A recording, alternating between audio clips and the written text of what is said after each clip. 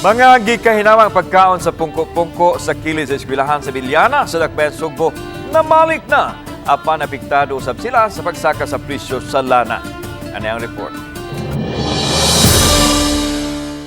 Subling milagsik ang panginabuhi sa mga namaligya og pungko-pungko o street food daplin sa eskwelahan sa Biliana. Ang kinaham nga ginabot, nguyong, bula-bula ug halos tanang street food anaa. Suwak sa panlami ug sa budget sa mga pumapalit, ilabi na sa mga tinun-an. Mipahuway ang mga naninda dihang miigo ang pandemya apan karon back to school, back to pungko-pungko na usab. Nalipay kami dako nga nanay pistupis nga klase kay malina naman mi. Kay duha ka tuig kapin mi nga wala gyud panginabuhi. Back to school, back to pungko-pungko.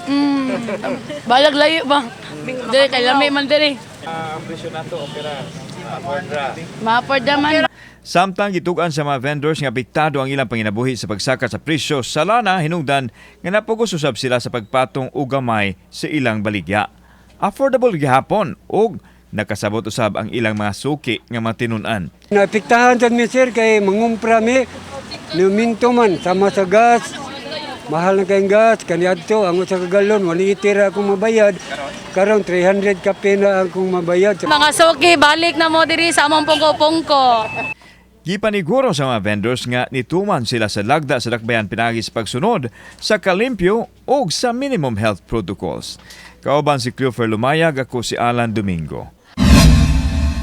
Balitag, Bisdak.